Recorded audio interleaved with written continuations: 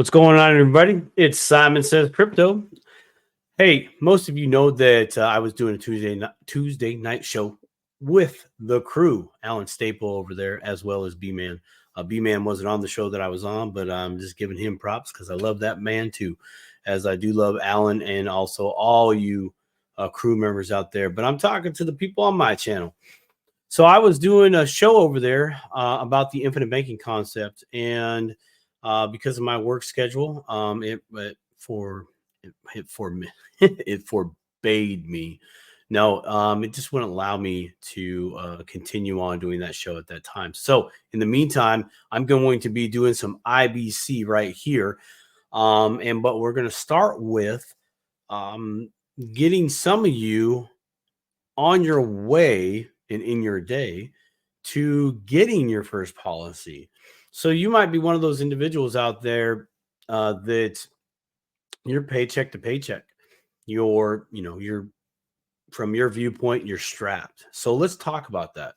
I want to talk to you, all of you out there on this channel and wherever this goes on YouTube, about trying to find a structure for you in order for you to get into a position to be ready to get your first infinite banking concept policy, rather your first dividend paying whole life insurance policy, so you can do the infinite banking concept with a dividend paying whole life insurance policy. And I say that with because you actually really don't need a policy to practice infinite banking.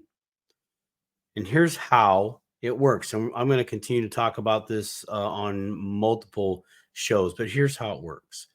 First, you got to do the hard look in the mirror. And it's not just a mirror. You got to take all your bills, everything you spend money on, you got to count it all up. Where's all your money go? So you got to be the accountability. You got to be the accountant. This is the first step in becoming your own banker. Where does all your money go? I mean, you might know off the top of your head. I know off the top of my head.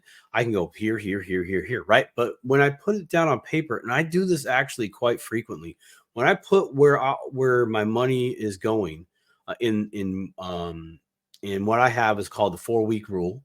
It's a protocol that I didn't like discover it. I'm not the creator. I guess I'm kind of the creator of it. There's other people that know this type of strategy too. Anyways, we'll talk about the 4-week rule in a little bit. But basically, I sat down, wrote down all my bills out. Then I went to my bank statement on the phone, of course, and found out where did I spend my money? Where was that? How much did I spend here? How much did I spend there? And then I was able to kind of consolidate and say, hey, every time I stopped at a gas station and I got a snack, that's food money. Every time I went to the grocery store, food money. Even if I bought like stuff at the grocery store, toilet paper or cleansing products, that was still, for me in my mind, to keep stuff simple. That was food or grocery. And of course, then gas. And I started out adding up just my 5 days a week that I would spend on gas going to work and back, right? I wasn't accounting for my weekends. You need to account for your weekends. Anytime you randomly go out and hang out with the girls or the boys or whatever you're doing, family functions, you got to account for that. One thing that really kind of just kept throwing me a curveball.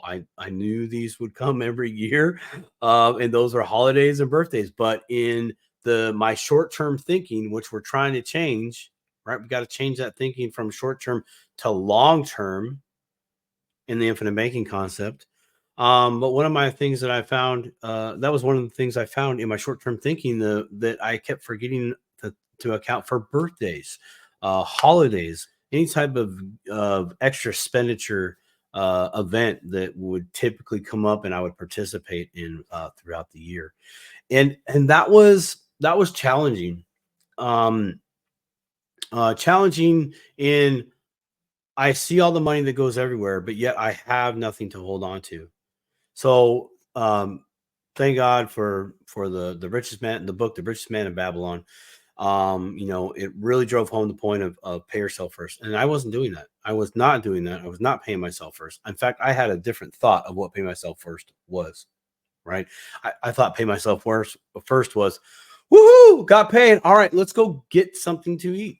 Special. All right, let's go buy me some new clothes. Special. It's like, no, pay yourself first is take 10%, no less, of your wages and set it aside in order to start building your estate. Okay, so we're going to implement that. But before you can really do that, you need to look at your budget. You need to look at where's all your money going. Forget the word budget. You need to look at your flow.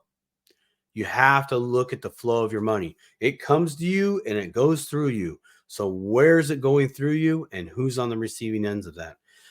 Count that up, right? When you guys got that relatively on lock, oh, you know what? Actually, here, let me just pop this up here real quick. Whoops, let's do. There we go. There's my email. I've had a few people already reach out to me in this regards that are wanting to create a kind of a long-term exit plan. They're paycheck to paycheck. I know what paycheck to paycheck's like. But anyways, once you guys kind of get a good fix on that, then let's start to trim some of that fat. We always say, people always say, get rid of the Starbucks. Alan said it on the show earlier today. Yeah, get rid of the Starbucks or something else. Just find something, a subscription. Oh, those are the worst. All the subscriptions that you might have, for watching videos or, you might be a member of some Patreon or some Discord group. If you're not really going there on a semi-frequent basis, then maybe it's time to trim the fat for a little bit. You can always come back, but for the meantime, let's trim the fat. Let's only account for that money, that outflow to the things you need. And the things you need are, well, to survive, but also to thrive. Right. So if you are a member of the Patreon and the information you're getting there is doing you good, hey, that's the thrive, right? Keep that in play. In fact, maybe cut something else out so that can be more affordable. That's a move. And what you're doing there is if you were to cut something out, basically you're saying, I'm not having the money go this way. I'm not having the money go this way. So you're doing a redirect. Boom. You're just taking that money and pivoting, which gets me into another play. And I've talked about this in a couple of my shorts. My shorts. I'm in my shorts. Okay. Stay focused here. When you folks are out there buying your normal stuff that you normally typically buy, right? But it happens to be on sale. Okay. You are willing to buy that thing at normal retail price, but it's on sale. So that means you didn't have to pay the full retail price to the store or whoever or whatever that money is typically going to, right? So you got a discount. So I want you to implement discount redirect. If you get a discount on something, you take the discounted funds, right? So let's say, I don't know, milk's on sale for 25 cents less than it was last week. Well, then you literally take that 25 cents out of your bank and literally set it aside somewhere. Set it in your house, set it somewhere where it's at least going to give you the opportunity to check yourself before you wreck yourself. Okay, so discount, redirect. Discount, redirect.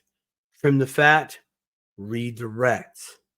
I want you guys to work on that. Okay, we're going to talk about the 4-week rule on my next video, and I'm just going to kind of give you the tip of the iceberg because it can dive pretty deep. But there you guys go. We are on our way and in our day, and it's all about the IBC and more. Who's looking to score? These are the deuces. You know what I am. I'm Cabooses. Y'all take care.